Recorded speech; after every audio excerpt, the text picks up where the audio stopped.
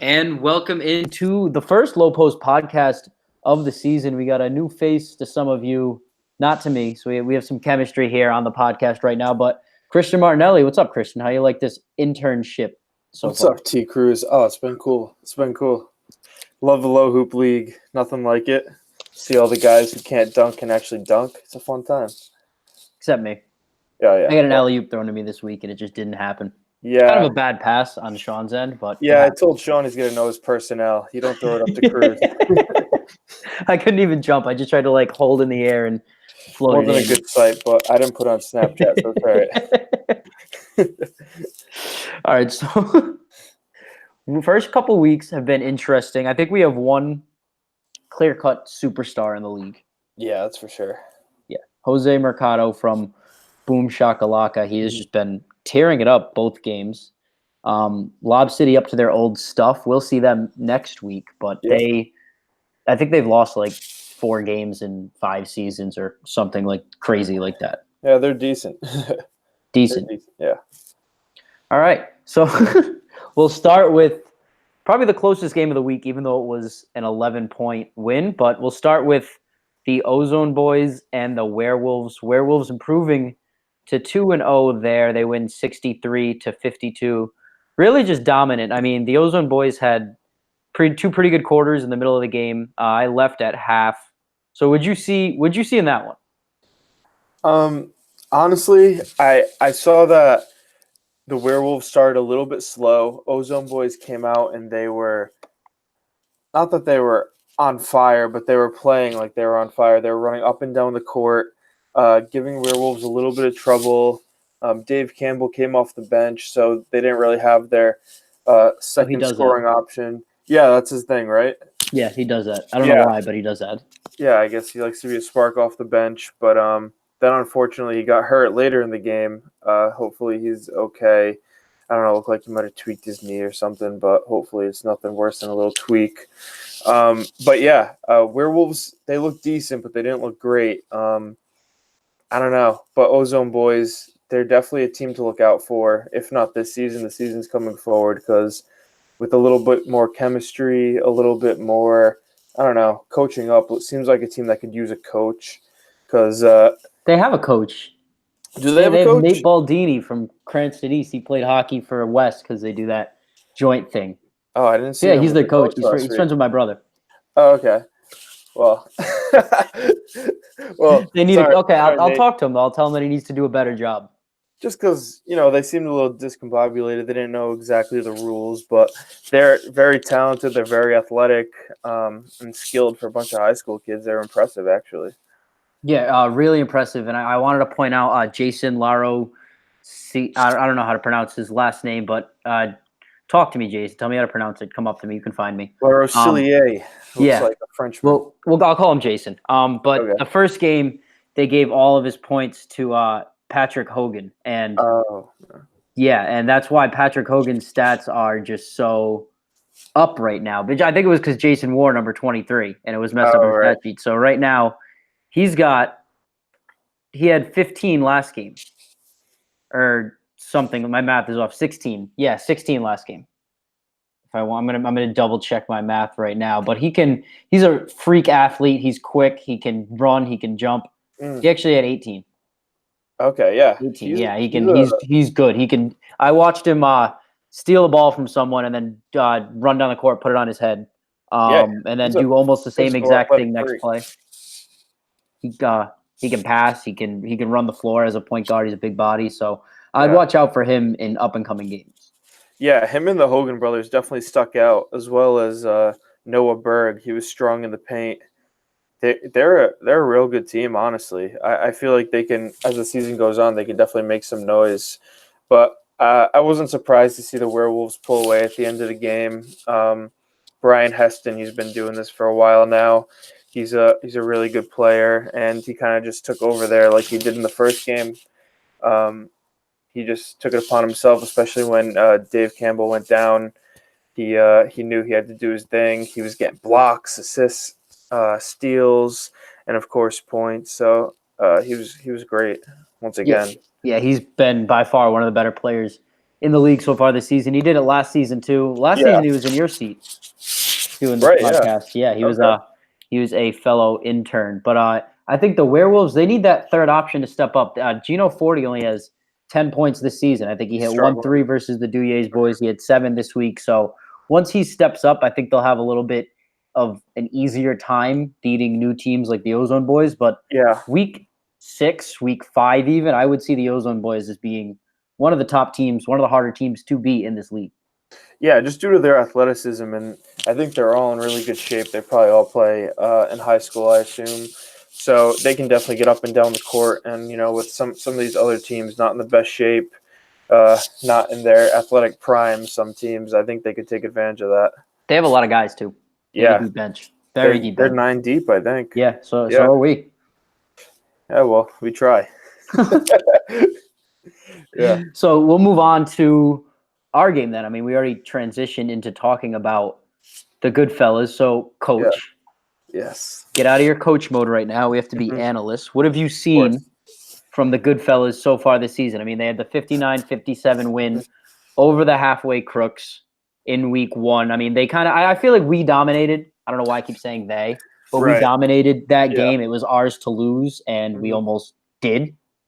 But I think with the halfway crooks only having 4 guys, and I mean, could have had 3 too if certain circumstances didn't go in favor of them. So like it would have been, I think it was definitely our game to lose. And I think first game, getting the feet wet, you can't really judge upon that one. But what have you seen first 2 weeks? Yeah, so the first game, I think it's hard to put a lot of stock into that. I would have liked to see the Goodfellas really take over in the second half and, maybe make a statement against halfway crooks. No disrespect to them, but they were only 4 deep, and they didn't even have Greg Bell there, who was dominant this week. So I would have liked to see them, maybe pull away 15, 20-point win there. But, a win's a win, like we say. But, yeah, Goodfellas just been a little bit discombobulated, I think. Disorganized. Yeah, I think that's the word. Sometimes they're setting screens and the offense looks good. Other times they're just chucking up too many shots from deep. I think the defense looks good. Maybe getting back on D, we're struggling a little bit there. But overall, I think it's just trying to get assimilated to the league, figure out how to shoot on 8 feet. I know Pesky thinks that he's got to shoot the ball 27 feet because he's 4 feet tall, but he's got to figure out to get that. I'm surprised that one didn't hit the ceiling. He had the old Dirk Nowitzki arc on that. Yeah, I know. That thing is flying up there. It comes down with a little bit of condensation on it from the clouds. But I talked to him about it, and he said he's going to try and get it lower. He's trying to figure it out. So it's just a learning curve, I think. MJ Notoriani's been a beast. He's a great shooter. Oh, yeah, man. He always has been. He always had the touch. Julian Martinelli, I'm trying to get him to go to the hole a little bit more. Everyone's just trying to figure out the role. Sweeney was telling me yesterday he wants to play more in the paint. So there's a lot of good players on the Goodfellas. They got to figure out their role, and they got to figure out how to play in this league because, it's obviously different from normal basketball. Yeah, we got to do it fast because Lob City coming up in week 3. But if we're such good players and all we need is a little organization, how did we lose this week against Good U? I think for Good U, it was just they had someone show up at half, fresh legs right there, and they were bouncing out of the gym. They were running all over the place. They were making good passes. I think they rarely turned the ball over. It was not much. It was a very good game. Yeah, they actually had 0. No, they had 5 turnovers. That's it compared to. That's not much 8, at all. Yeah. But I think it was a decent game. It was a very decent game. We put up a fight, and the Good U just second half they blew us up in the second and third quarters. Yeah, they have an ability to flip that switch at least through 2 games so far. I mean, the first game they were like losing at half, I think, and then they won by like 40 in the second half.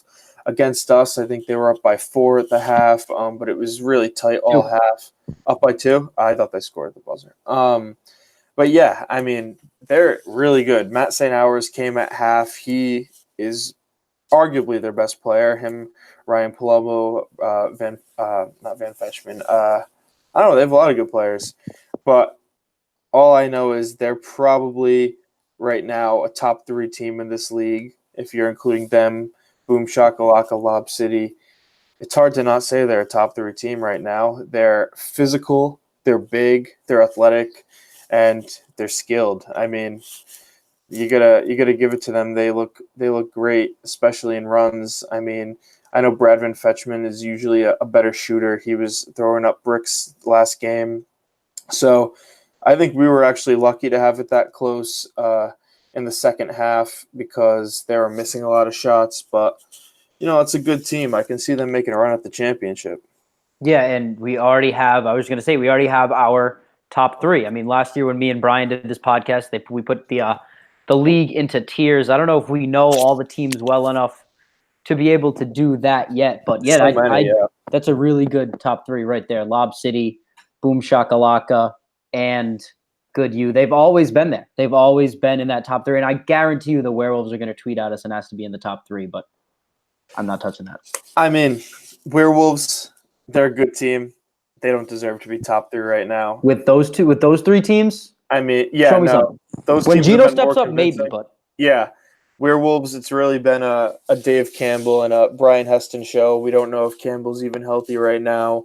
And, their first win, I don't want to say they were lucky because they really showed some real grit to win that game. they showed some real patience. I mean, Yeah. I mean, they really, down the stretch, they showed their experience, but they also could have easily lost that game. They didn't convincingly win this week either. They're 2-0, but I want to talk about that game. It was week one. Yeah. Yeah. It was week one. It's a game and we're they're down talking about. 15. Yeah.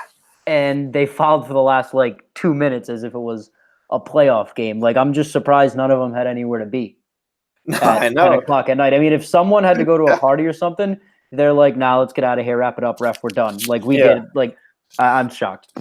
Yeah, they were just like, whatever, we're going to dig our heels in right now. We're going to go for it. And it worked. I mean, Dozier boys were missing their free throws. They were turning the ball over.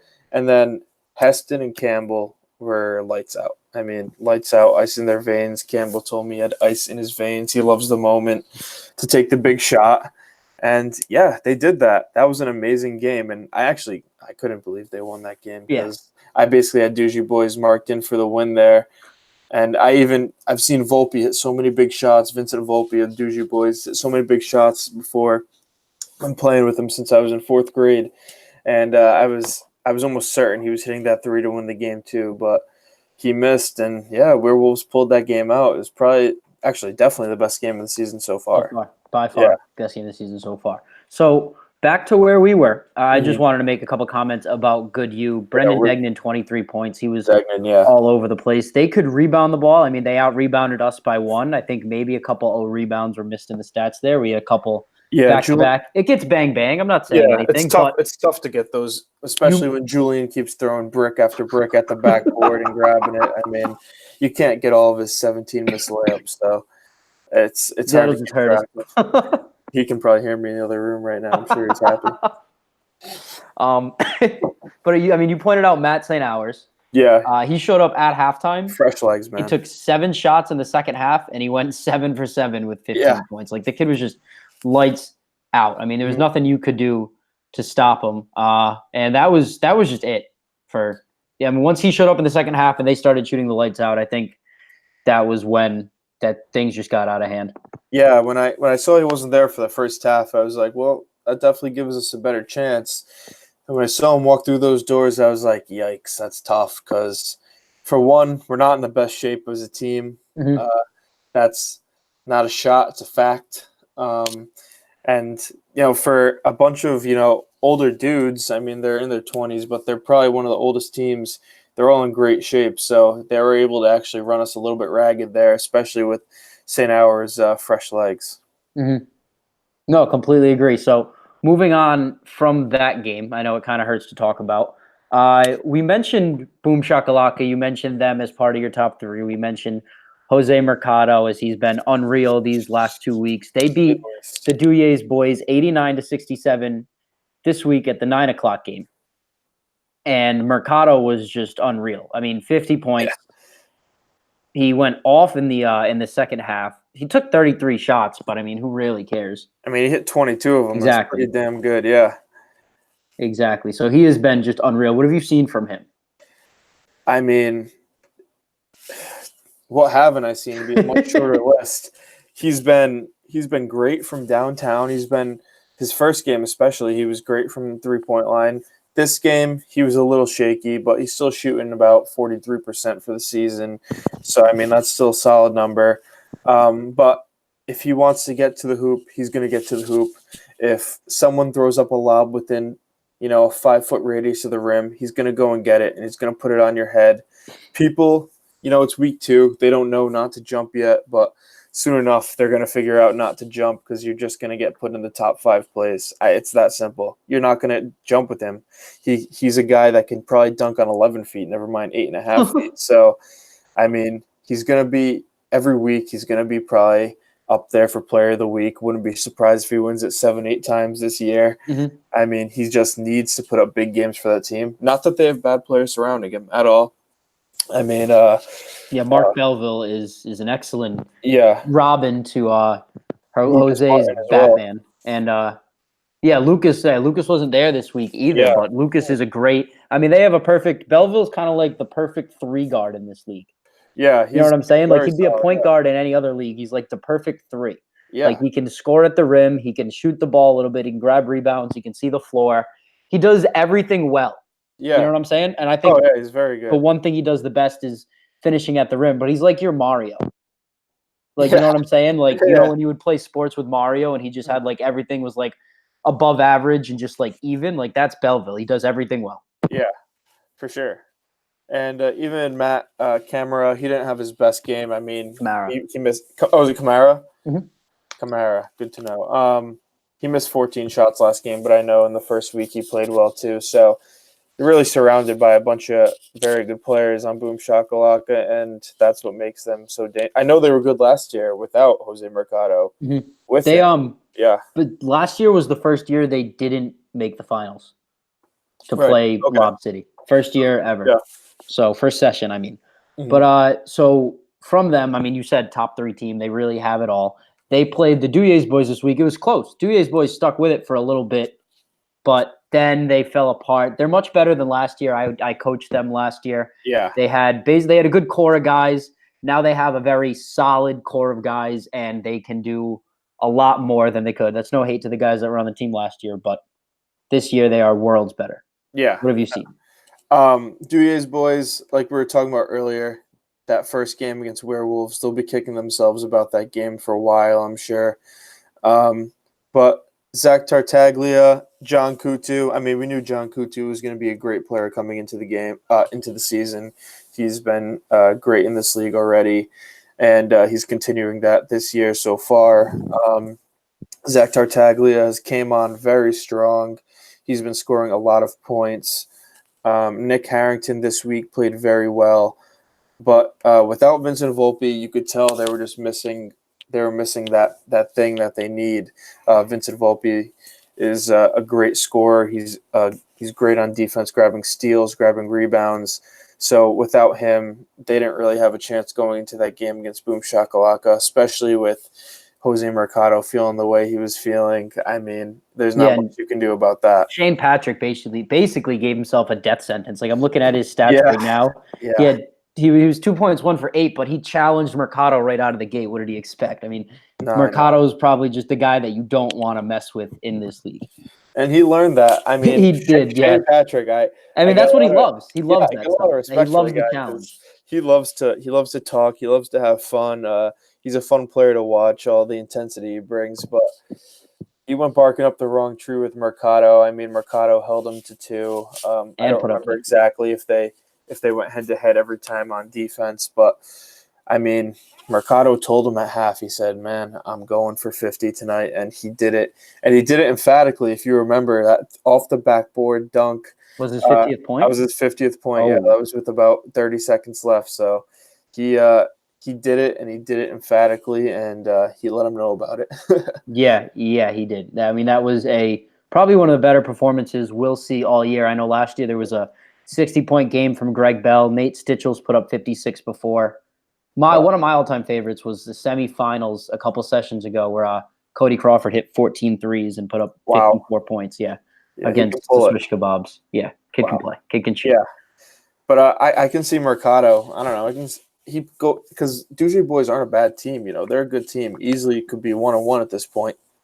I think Mercado finds himself against a team that can't guard or just isn't that good overall. He could break an all-time record. Easily. Oh yeah, 60 is the record. I could easily see him breaking that. Yeah, I mean, if he really wants to, it shouldn't be a problem for him. I think his team's already cool with him shooting 33 times. Like that was the thing. Yeah, like a lot of unselfish players, and I get a lot of respect for that because a lot of people would be like, "Geez, man, 33 shots? Are you kidding me?" But when you're hitting them at the clip that he's hitting them at, and he's also playing tough defense and grabbing rebounds, there's not much you can say besides, I mean, you're a beast, man. Pull the trigger. Yeah. Exactly. Do what you got to do. I think, with Jose Mercado, player to watch. Duye's boys, good team this year. I think they're going to be a upper middle class team to go with that kind of vocabulary. Mm-hmm. But moving on from that one, there's so many teams in the league this year. We've done 2 games. We still have 5 left. I feel like I've been here an hour. But so we'll go. We already mentioned Lob City. We might as well talk about their game. The halfway crooks were in it. I mean, they started hot. Oh yeah, they looked halfway crooks looked good, and Lob City looked pretty shaky out of the gate. And they made it a close game. I mean, even going into the fourth quarter, it was a good game. I know what I just looked at the stats, and I know exactly what Joey's doing right now. Purposely gave him a short team, short bench.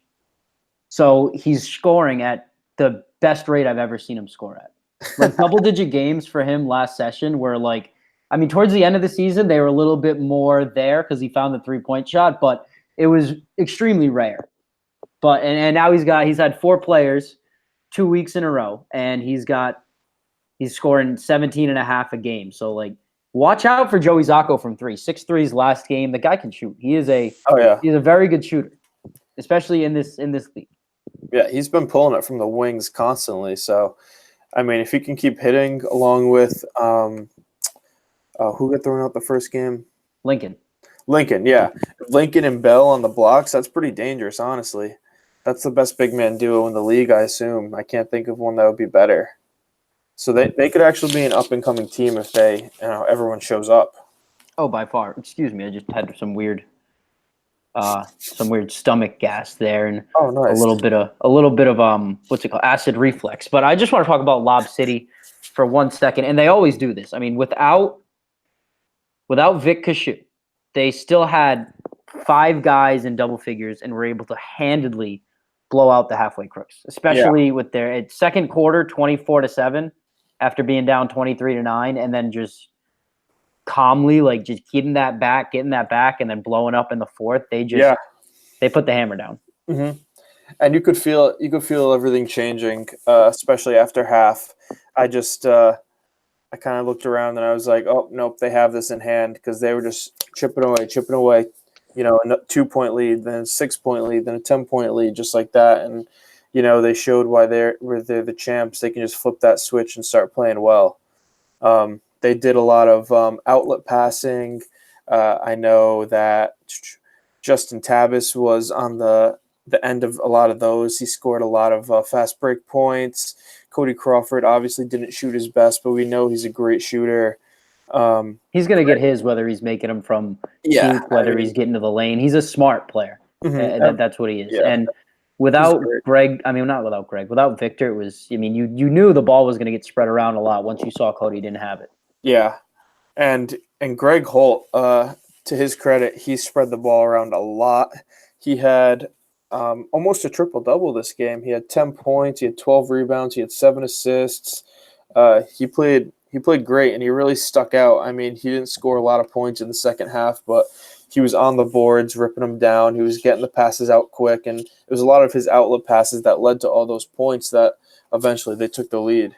Yeah, and if you count hockey assists, he probably definitely had a triple-double. I love the way Greg moves the ball. I think there was one game last year he had 18 assists. Wow. He's crazy. I mean, when he's a triple-double watch every night.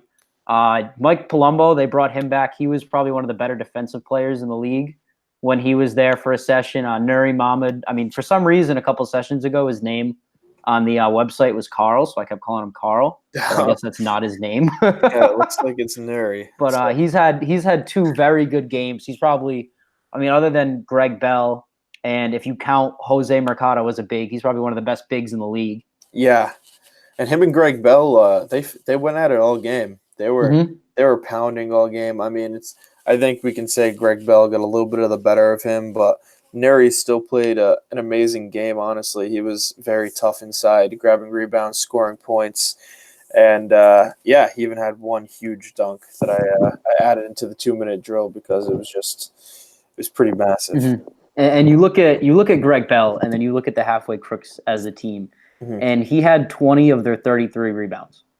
Yeah, which is insane. Like, he was just, it's not a board hog. I don't know if that's a thing, but he was just all over the glass. Oh yeah, no, he wasn't even hogging. He was just working down there. I mean, he might have had the fastest 5 fouls I've ever seen in my life. I mean, like within like 12 minutes, he was up to 5 fouls, and he just somehow didn't foul again for the rest of the game.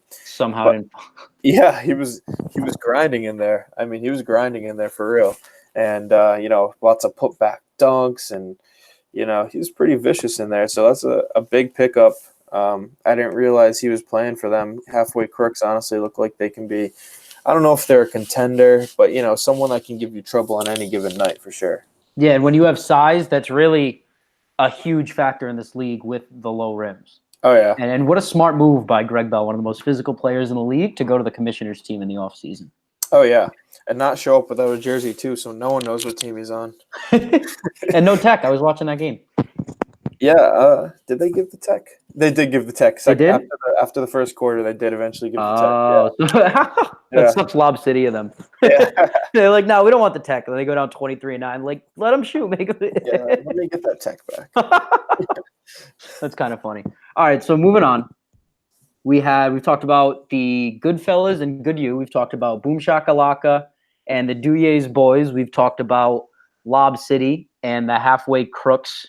I've been picking the games. It's your turn. You pick one. Oh, and we talked about the Werewolves and the Ozone Boys. So we're over halfway there. There we go. Yeah, we've done a lot here. Why don't we get into the Stampede, because they've been a great team that no one's really talking about. Yes, they have height. They have size. Yeah, and I unfortunately haven't really got to see any of their games, but I know you've been moving back and forth between the courts, so you might have caught one of them at least. I know Brad Allen, their captain, okay, was on the Werewolves last year, but he was really a non-factor. Like, he might have had maybe 20 total points last season, and he had 21, 10 for 16. Like, he's looking more comfortable with this new squad. John Peterson is a force. I mean, he can shoot, he can pull down boards. And what I've noticed about Stampede is I've never really gotten to sit down and watch them play and analyze them like I have some of these other teams, but they are humongous. Yeah. Everybody on their team is a big. Yeah. But there are guys that can shoot, which is weird. It's like 2 Kristaps Porzingis and 2 Yao Mings or something like that. It's especially wild. for Rhode Island. I mean, if you're over 6 feet, you're a damn massive center. Yeah. So I mean, John Peterson especially. My goodness, second leading scorer in the league at the moment. Mm-hmm. But he had 7 blocks just last week. 14 I didn't rebounds. even see that. 18 rebounds. Yeah, 18 rebounds. I saw the 7 rebounds. blocks. I mean, sheesh, if that's not a stat line, I mean, with the 23 points too, I mean, Stampede could be real, real dangerous. He had 7 times as many blocks as the Basket Hounds. But then again, like, have you seen Stampede and have you seen the Basket Hounds? Basket Hounds are very young, very nice way to say this is raw, I think, at the moment. They're still trying to figure out the league. They're trying to get their camaraderie together. I think they're going to have a little tough time this season. Mike Bartholomew can really pull it from 3. I'm not afraid to either.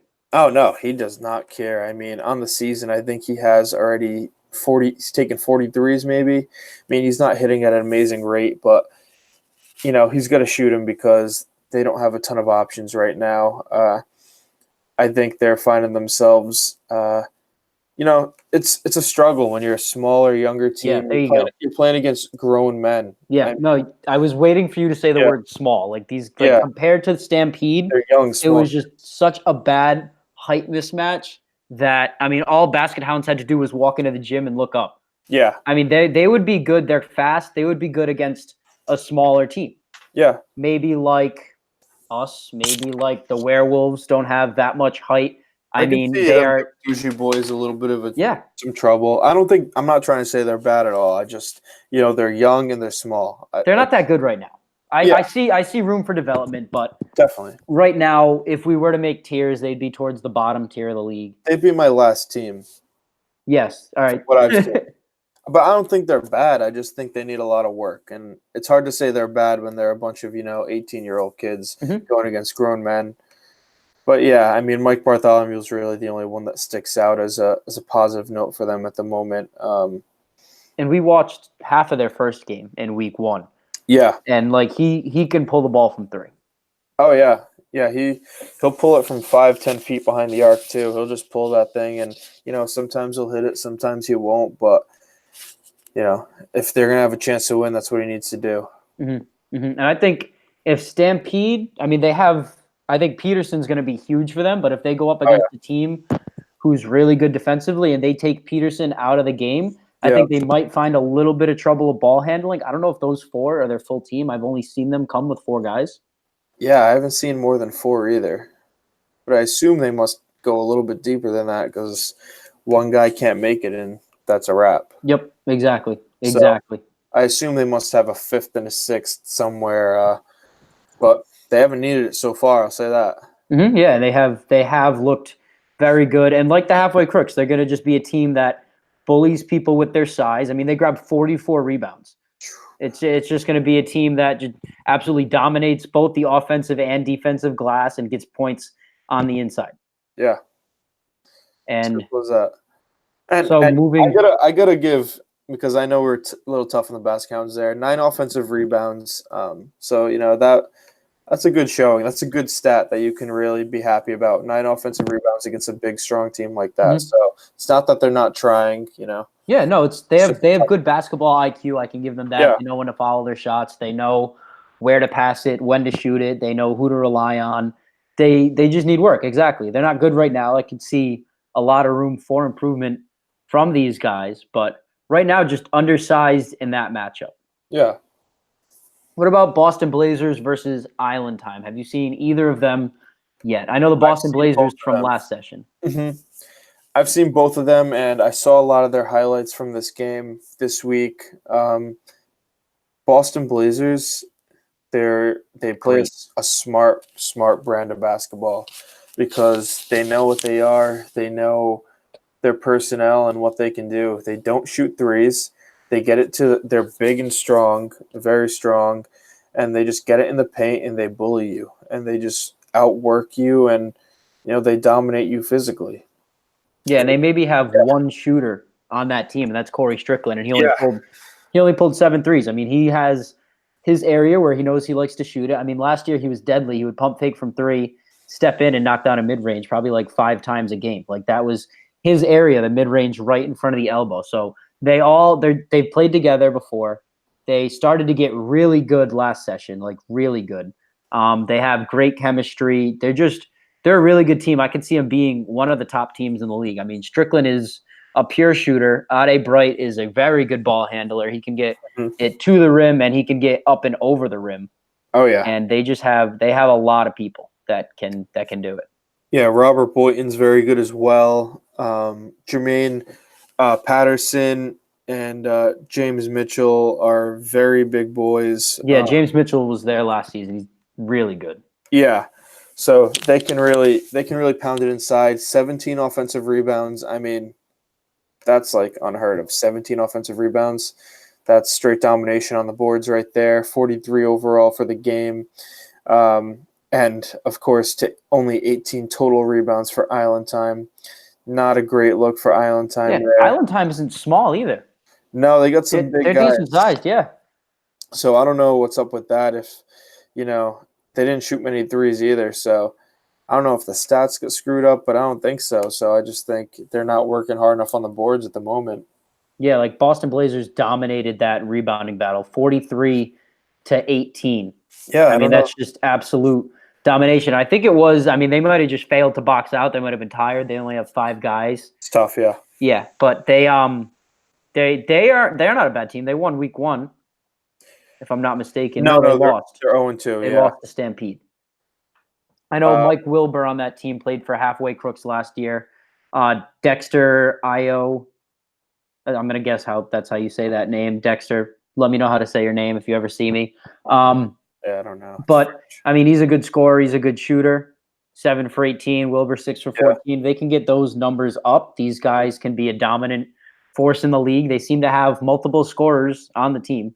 Yeah, And that's really all you need. Winchell's a good athlete. I've seen him play, a game and a half now. He's a big dude. He can muscle in there. So, I think they just need to take advantage of what they have. I don't think they're a bad team. I mean, right now, it's hard to say they're not a good team, especially when you're getting outworked that bad on the boards. But I think Island Time, if they could put a little something together, they could definitely win a few games here. I mean, 3-4 games isn't unthinkable for Island Time to win. I don't know. I'm just still confused by that rebound discrepancy. It makes me think, if they really want it, I guess.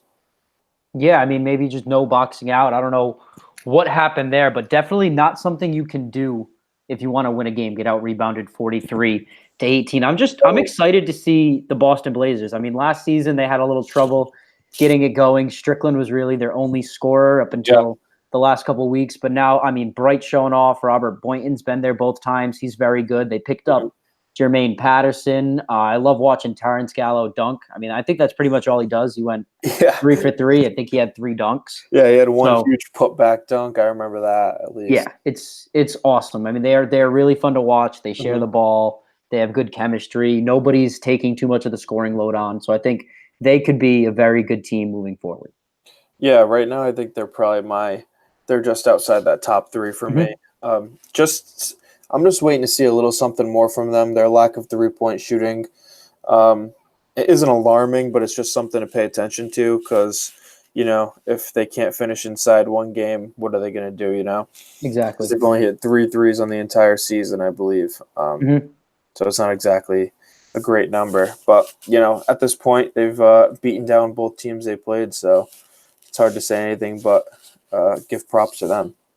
Yeah, and then that brings us to the final game of the night. It wasn't the last game of the night, but it's the final one that we're going to talk about. The Shady Dunkers and the Bucket Chasers. And we know a lot of both guys. Yeah, we know guys from both sides. What did you see there? You give your analysis. I'll give mine. So, again, I didn't see the game, but I saw a lot of highlights on it. It just seemed like and I think, hopefully, I've been saying his name right because in the 2-minute drill I pronounced it Kevin Figueredo. Looks right. I'd say that's an accurate guess. My Italian senses were telling me Figueredo. But, he was a beast all game. I mean, he didn't grab tons of rebounds, but he pounded inside. I mean, I remember he had a few dunks, a putback, 1-on-2 guys. It was a nice picture, wasn't it? At the top of the article, I was working the camera for that. Yeah, that was pretty sports photographer T. Krusz now. Unfortunately for him. Yeah. And then, of course, the Manfredo brothers, they're both very good athletes. They're not putting up massive numbers or anything, but they're getting things done that need to get done. They're both tall. They're both good athletes. They're both in good shape. So that's something for them. And how about Zach Floyd right now? I'm pissed. How does Zach – I have no points on the season. He comes out and puts up a 9 spot. Zach Floyd? I used to dunk on that kid in gym class. You can't – No, Zach's a good kid. I like Zach. Love Zach Floyd. But, yeah, they're a good team. Know a lot of these guys. Right now they're looking middle of the pack. I believe them along with the Goodfellas. I think they're the only other 1-on-1 team, unless I'm mistaken. I believe they're 1-1. Gotta be. Did they play the Stampede week 1 maybe? We'll figure it out. Yeah. I'll look at the standings right now. But yeah, keep going. Talk. Yeah, so yeah, they are 1-1. I think they're a good team. They took advantage of, again, a younger team, a smaller team. They're having trouble figuring out their role. I feel like the Shady Dunkers, they're 0-2 at the moment. But I haven't get to see the Shady Dunkers play much besides the highlights, honestly. They're I don't know. I know the Harris brothers, and the I know Harris Kenzie. brothers. Yeah, They're not a bad team on paper. I just don't know if they figured it out in a game yet. I mean, you look at their third quarter; they only had 3 points. I mean, they really got to figure out how to get the ball in the bucket against these bigger defenders that are stronger than them. I mean, these guys are talented scorers. Yeah. Oh, certainly. Yeah, they had 9 points between the second and the third quarters. They just went on a giant scoring drought. You can't score 9 points in 20 minutes and expect the game to be anything but a blowout. Mm-hmm. Especially in this league, people are going to really run it up on you. And, a team like the Bucket Chasers, obviously, they're chasing buckets, man. It's literally in their name. This is what they do. And, the Shady Dunkers, that Cranston West basketball doesn't always translate into wins. Doesn't always translate into wins, but I know they're good athletes. So the Harris brothers, Kenzie, they all played well. And then after that, the team did not look good. 3 points between 5 guys. Can't happen. At all. Yeah. No, can't happen. You need more depth than that. Mm-hmm. And I think once these guys figure out, once they figure out how to get some structure in their offense, then they will be able to move to that like middle of the pack team right now. But right now they're undersized. Yeah. They have a few guys that can score the ball. No one else is really stepping up. I think, once they get a little bit of structure, once they get their feet wet, so to speak, I think these guys will be a much better team than we see right now. And now we move to my favorite part of the podcast. Oh.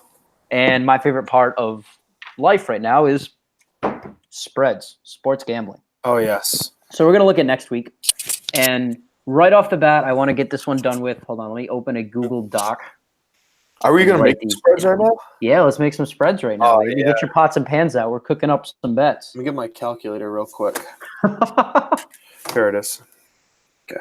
Now, we're not going to go way in depth like Vegas does and look at past performances and stuff. I mean, and you want to. If you want to, you can. I just go right off the dome. Yeah, I feel like I have a good feel for it. Yeah.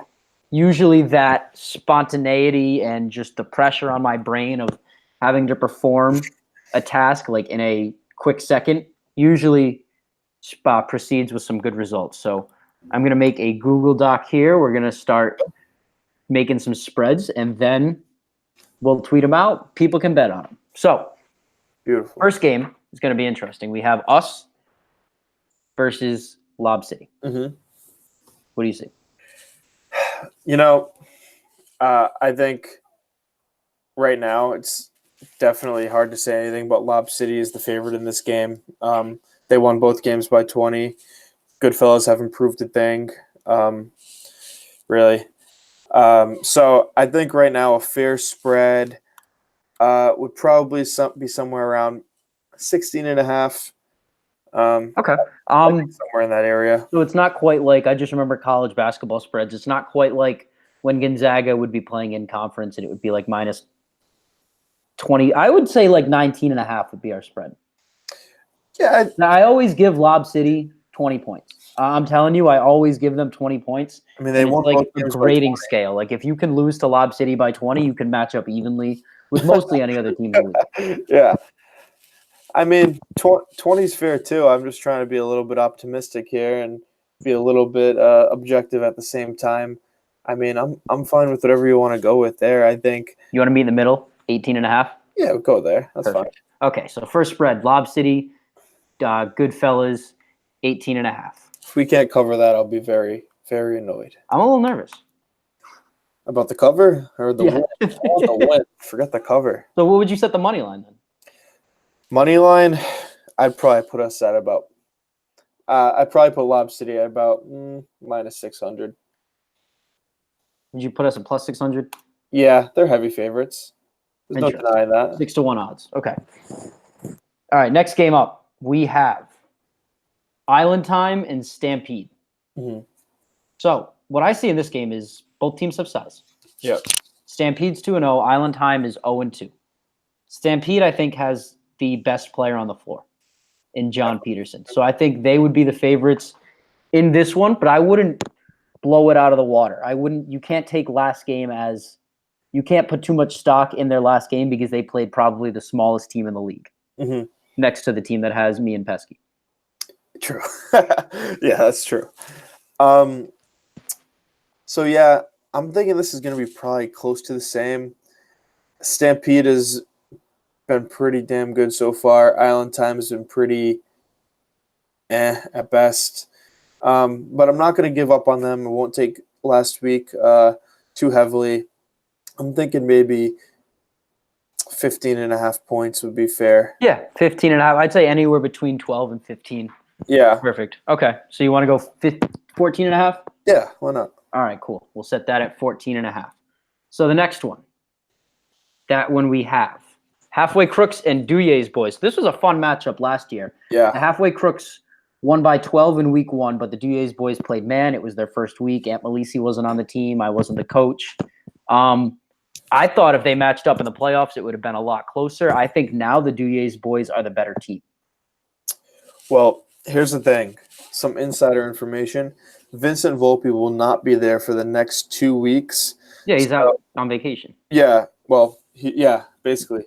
So I don't think they're better with their two big men. I don't think they can really match up with them. I know Shane Patrick can work inside, but they don't have anyone else to match up with Dylan Lincoln or Greg Bell. You got to choose one, and then the other. It's still like 8-5 if you look at the benches, and I think the core on the Duyes boys. So this is a close one. You want to put Halfway Crooks?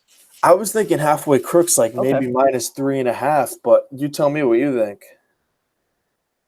Now that you brought up the bigs, I see your point. Because I was just thinking the Duyes boys are quicker. I mean, Greg Bell, you saw what happened. He went off in the first half, and then where was he? Yeah.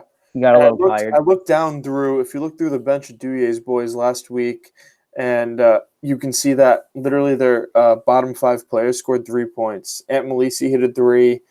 Maybe someone else hit a layup in there. Maybe it wasn't 3 points. Are you looking at the last year's game? Last week. Malisi doesn't play, dude. Not Malisi, sorry. What did I say? Ant Verducci. Sorry. Yeah, I just heard his name earlier. Ant Verducci hit a 3. Someone else might have hit a layup. Besides that, their bench was non-existent. They don't really go – they go deep, but their depth doesn't do a ton, at least through this point of the season. I know. Yeah. So, I mean, but then again, it's your best 5 guys, really, matching up with Halfway Crooks' best 5 guys, and I'd still take the Duyes boys, no? Like, I think you're not going to put Dylan Lincoln on John Kutu and Zach and Harrington. Oh, I mean, you're going to roll out. Their guards definitely win head-to-head, if you ask me. You got Kutu, Nick, Zach, and Shane versus Joey, Jared, Dylan, and Greg. Yeah. I actually want to put a prop bet on that game. What would that be? Who gets teched up first, Dylan or Shane? Wow. Wow. They are going to go – dude, that is going to be the matchup of the year, Dylan versus Shane. I mean, for them both to get thrown out, I mean, I'd say pretty good odds by the first half. I mean, so far they both love to talk, as I've seen. They both love to get after under the boards. So I'm happy you said that. I'm excited for that. Man, it's going to be game of the week so far. I'd say it would be that. I mean, yeah, that's going to be the closest one. And Greg, too. Like, I don't know who Shane's going to guard, but, I mean, I think it should be a very interesting matchup. I think the Duyes boys are going to try to spread the floor and run. So what do you want to set it at? You can take the range. I think we make this one a pick 'em or minus like 1.5 Halfway Crooks. Let's make a choice. Because I think who has the best player on the court? I think it's probably John Kutu. Mm-hmm. Yeah, I think it's John Kutu. And who's got the second best? Would you put Greg Bell there, or would you do Zach Tartaglia?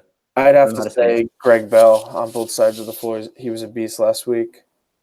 All right. And then I'd say Dylan Lincoln, and then I'd say Zach Tartaglia after that.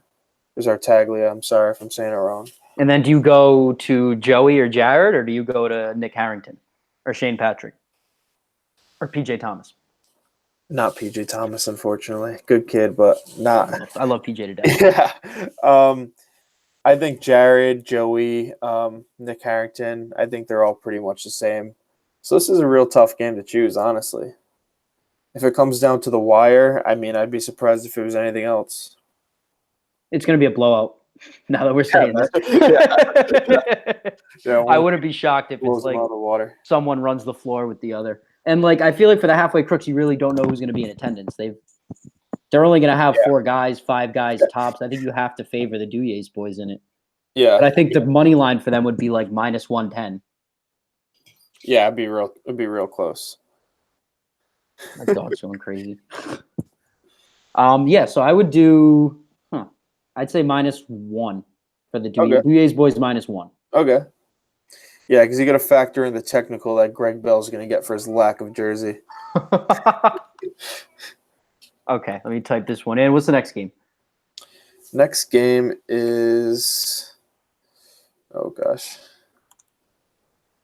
Who's good you playing? My good you is playing the Bucket Chasers. Okay, that's a good game. Did we say -1.5 for that one? For minus 1.5. So good you Bucket Chasers? Yeah. I'd say good you would have to be favored by at least 12. Maybe even more. Yeah, I was thinking somewhere around maybe the 14 to 16 range. I think it has a potential for a blowout too. It does. I mean, I know Sergio is a really good scorer, and they do have the inside presence of Figueiredo, but I think they're just too deep. I think everybody on Good U is just like it's like, who did I call Mario the other day? Belleville the other day. Like 20 minutes ago. It's like everybody there is like an enhanced version of that. Like they can all rebound, run, jump, dunk, shoot. Yeah, I mean, they don't lie with their team name. They're all good. I mean, it's just it's not false advertising whatsoever. And not to say Bucket Chasers aren't good. Like we were saying earlier, they definitely possess some good athletes. And it's the Blazers. It's the Blazers. Good U versus the Blazers. Oh, wait, they're playing the Blazers? Yeah, look at the bottom of the schedule. 10:00 game. Oh. I guess that's going to be. I'd say. Right. I'd say that's going to be still like 11. I'd say 10.5, 11. Man, I don't know. That's a matchup, man. That's a matchup. I think it could be a single figures game. They're both 2-0. Blazers have wiped the floor with both their opponents. Mind you, they haven't been the best opponents. Yeah, that's the reason why it's hard to give them tons of credit. But I mean, the Blazers have still been pretty dominant. So this is an intriguing matchup now that you know how to read, luckily, because I do not know how to. But I mean, the way I see it, they play very different styles of basketball. I mean, you look at the Blazers, they have a point guard, they have their big man, they try to work it inside, or they try to drive and kick, or they give it their 2 guard, which would be their shooting guard, which would be Abe Bright. No, Bright's their Strickland.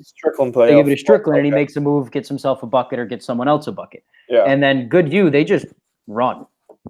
Oh yeah. Like they're moving at all points. Like they play a very fast-paced style of basketball.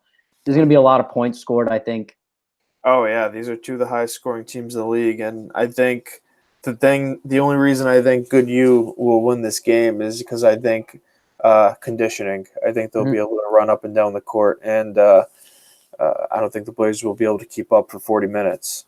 I'll give it -10, -10.5. What do you want? I was thinking 9.5. I just feel single digits with this game. Okay. Blazers are tough, man. Their rebounding is tough. Would you set a money line? Money line, I'd probably go Good U minus 130. Yeah. I think that's fair. Yeah, I agree. I don't know, because I put I put the Krusz plus 120 in the last one, and they're a 1.5 point underdogs. Okay. So I do like 230. All right. Yeah. Sure. 230? Yeah, minus 230. That sounds good. All right. And just because I do think Good U's going to win this game just because they have a deeper bench. They have more guys that can do more stuff. I'd assume they're going to win, but, they're tough. Blazers are tough. So now we'll move on to the bucket chasers. They're playing the basket hounds. I think they have to be favored in that one. I don't think there's any reason that the basket hounds would be the favorite in a game this early in the season, unless we know something. No, there's no team, unless someone else is walking through that door, there's no team that I'm favoring them against at this point in the season. I don't think this is going to be a close game. I think they still need time to figure out how they're going to get this done. I'm thinking this is somewhere like 23. 23. I was thinking maybe even 25. I mean, they haven't really made it. They haven't made it close yet. But 23 is fair because I think they still play tough. I think they're going to play until the last minute. So I think that's something that might make you think, they could possibly keep it under 23 points, but they're not going to win this game. What would you set the over-under for Figueiredo's points at, considering he's the big and they're small? Yeah, I'd probably set that at about 25.5, I think.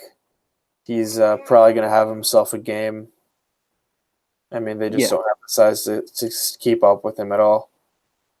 I completely agree. I mean, they just don't have anyone that can guard in the paint at this moment in time, really. Yeah, even the Manfredo brothers out on the perimeter, they're very long. I mean, they're going to have trouble getting by them as well. So, so I'll do minus 24.5, and then I'll put the basket hounds. You want to make some money this week? Basket hounds will be like plus 800. Yeah.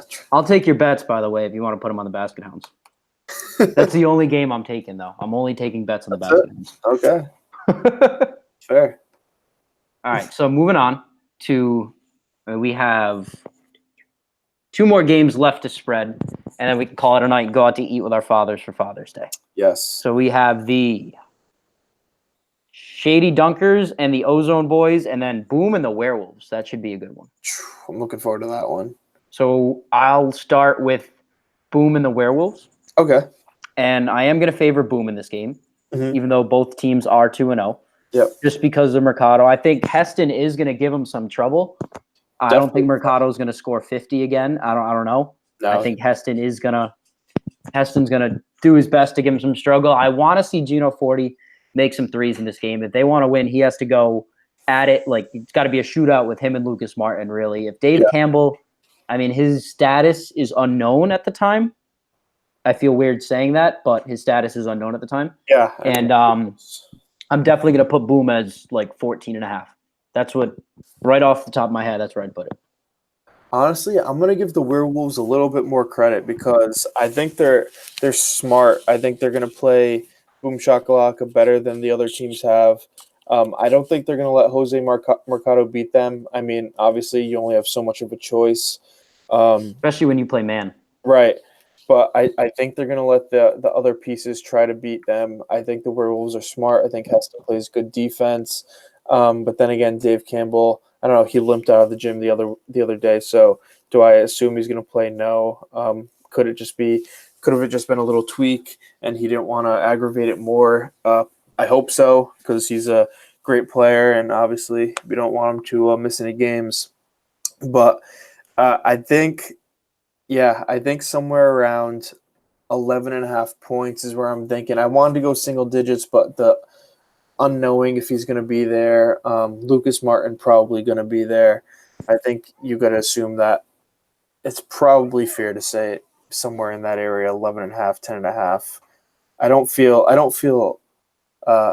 feel like putting Werewolves down enough to say 14.5 though. You want to? I'd say 12.5, just because of Campbell. And then we can edit the spread when we figure out if Campbell's there or not. I mean, you know how spreads move in NBA games. Yeah. Right now, Vegas is setting the spread as if Dave Campbell is not playing. Okay. So we'll do 12.5. Want to send a under-over for Mercado's points? Yeah. What do you want to do? I'm thinking something that will really make people think, probably 34.5 points. 34.5? Yeah, I'd say Heston and the Werewolves are going to. That's going to give Heston, like, he's going to take that as a challenge. You know what I'm saying? Oh yeah. Like, he's going to see that spread and be like, I got to make him under that, put him under that. 30. Let's give him. What did he score first game? He scored 37? 35. He scored 35 points. Mm-hmm. So I would put it over 35. All right. If you 36 I'm and a just half. giving Heston credit because I know he's been an all-defensive player in this league.